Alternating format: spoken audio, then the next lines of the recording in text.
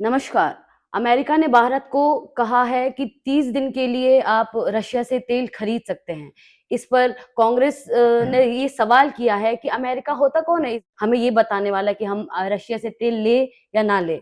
और अमेरिका ने क्या सच में ये स्टेटमेंट दी है या ट्रम्प जो है, जो उसका इमेज जो अभी खराब हो रखा है पूरी दुनिया में, उसको छुपाने के लिए एक साजिश किया जा रहा है? इसी बारे में बातचीत करने के लिए आज हमारे साथ मौजूद है हरीश देवगन जी, एक किसानी नेता और एग्रीप्रेन्योर। बहुत-बहुत स्वागत है आपका सर। शुक्रिया, थैंक यू। जैसे कि ट्रम्प ने कहा है कि 30 दिन तक भारत जो है रशिया से तेल खरीद सकता है। इसके बारे में आप क्या कहना चाहते हो? क्या सच में हम अमेरिका के अप्रूवल पे चल रहे हैं सर?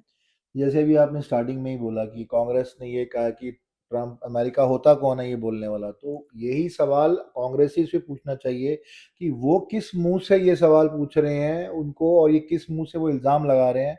क्योंकि अगर हम बात करें 1984 की, जब भोपाल गैस कांड हुआ था, अगर आपको याद हो 1984 में जब भोपाल गैस कांड हुआ था, जब वहाँ पे गिरफ्तारी हुई तो उस टाइम वॉरेन एंडरसन जो उनके सीईओ थे, वॉरेन एंडरसन को गिरफ्तार किया गया इस मामले में। और वॉरेन एंडरसन को गिरफ्तार करते ही 24 घंटे में उनको रिहा कर दिया गया, अमेरिका के दबाव में उनको रिहा कर दिया गया। तो मुझे नहीं लगता कि ये सवाल जो कांग्रेसिवली बनता है। अमेरिका ने ईरान पर पाबंदी का कारण भारत को बताया।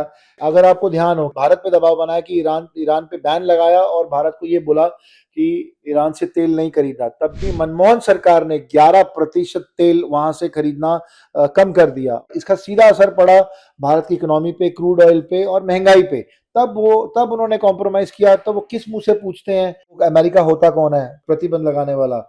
जैसे सुधांशु त्रिवेदी ने डॉक्यूमेंटल ट्रेल का एविडेंस देते हुए नेहरू इंदिरा के समय सीआईए ने भारतीय पॉलिटिक्स में, भारतीय राजनीति में दखलंदाजी करी।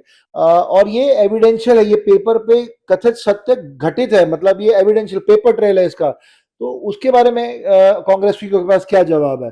बीजेपी आरोप लगाती है कि 2008 में मुंबई पे हमला हुआ, तब ये सेना तैयार थी, बीजेपी ने कहा था हमला करने के लिए, लेकिन तब भी कांग्रेस अमेरिका के दबाव में आके उन्होंने हमला नहीं किया। तो उस टाइम कौन जवाबदार है इस बात का कि 30 दिन की मोहलत देने वाला वो कौन है? हिंदुस्तान रशिया से तेल खरीदता आया है, खरीद रहा है, आगे भी खरीदता रहेगा। आज जितने भी मिडिल ईस्ट के जितने भी तेल के मेन कुएं हैं, जो मेन देश हैं जो तेल के व्यापार में सबसे आगे हैं, वो सब सारे देश, वो सब देश जो हैं वो युद्ध में इस टाइम अपने अपनी जद्दोजहद में लगे हुए हैं। फिर इस वजह से अपना मुंह बचाने के लिए, ताकि ये इस घटनाक्रम को उन्होंने इस तरीके से पेश किया कि 30 दिन की उन्होंने आजादी दी, लेकिन जहां से सस्ता तेल मिलेगा वहां से सस्ता तेल खरीदेंगे। ट्रंप वाली बयानबाजी से पहले भी 12 लाख बैरल तब भी खरीदता था, और जब ये घटनाक्रम हुआ 50 से 18% टैक्सेशन प्रॉब्लम हुई, उसके बाद भी आज भी 10 लाख बैरल तेल वो आज भी खरीद रहा है। तो जहां से तेल सस्ता मिलता है वहां से तेल खरीदते हैं। पहले $8 से $10 का डिस्काउंट था, अब इस घटनाक्रम के बाद $2 से $3 का डिस्काउंट है, बट डिस्काउंट आज भी है। तो हमें जहां से ठीक लगेगा हम वहां से तेल खरीदेंगे। इसमें अमेरिका का दबाव और कांग्रेसियों का ब्लेम ये कहीं से भी साथ नहीं जाता। तो सर, जैसे कांग्रेस का कहना है कि जो मोदी का फॉरेन पॉलिसी है वो कॉम्प्रोमाइज़ है। क्या इसका ये रीज़न है कि वो अपना एक सिर्फ़ ट्रम्प और जो ग्लोबल पॉलिटिक्स को यूज़ करके अपना एक पॉलिटिकल स्कोर बनाना चाहते हैं? स्कोर बनाने की जरूरत उसको है जिसके पास स्कोर ना हो।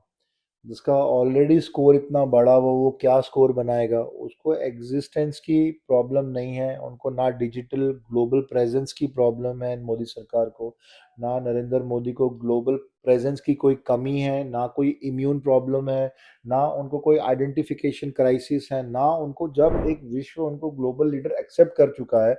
और और वो विश्व की बात करते हैं तो विश्व हवा में किसी को ग्लोबल लीडर की पदवी नहीं दे सकता, और ग्लोबल लीडर की दौड़ में अच्छी अच्छी कंट्री के लीडर्स लगे हुए हैं।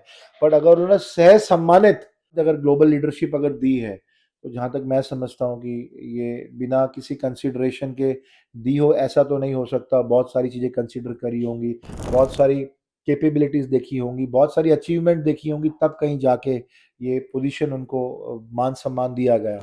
और रही बात, उनको इन सब ये छोटी बातों की ज़रूरत नहीं है, बिकॉज़ जो उन्होंने अभी जो बेंचमार्क जो स्तर उन्होंने हासिल कर लिया है, वहाँ से उनको नीचे आने की ज़रूरत नहीं है। तो ये सवाल ही बेबुनियाद है। जी सर, बहुत-बहुत शुक्रिया सर इस चर्चा में हमारे साथ बातचीत करने के लिए।